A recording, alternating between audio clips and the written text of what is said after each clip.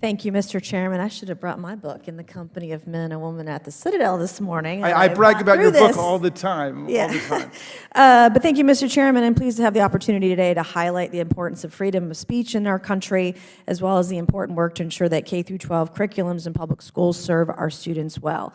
The First Amendment to the Constitution guarantees the right of freedom of speech to all Americans, and the First Amendment states that Congress shall make no law abridging the freedom of speech. The government may only set reasonable time, place, and manner restrictions in very limited circumstances. The government cannot and should not police the speech of its citizens, even when that speech is disagreeable or repugnant. When they say it aloud, sometimes we want to know what they have to say. We don't punish thought criminals in this country unless, of course, you're maybe a main character in Orwell's 1984.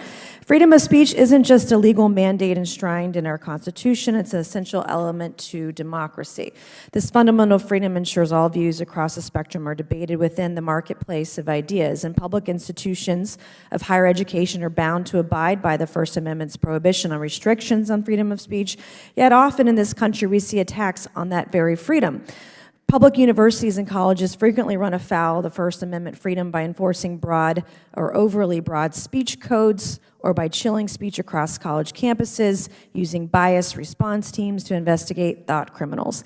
There have also been disturbing campaigns on these campuses to expel students, fire faculty, or disinvite speakers who hold views that are considered to go against the progressive consensus or groupthink.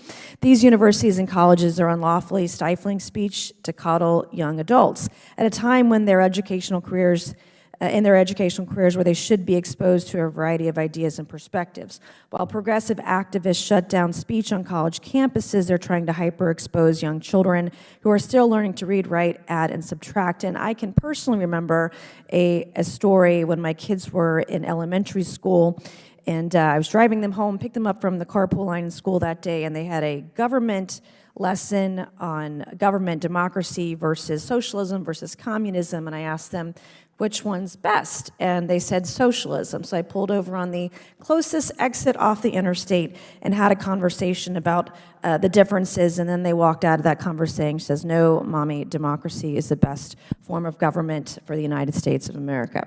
In an effort to indoctrinate our young students, progressives are burdening curricula with divisive and radical ideologies such as race essentialism, racial scapegoating, and content of a sexual nature that's not appropriate, oftentimes for very young children. All children should be taught the academic skills they need to succeed, along with the history of our country, the good, the bad, and the ugly.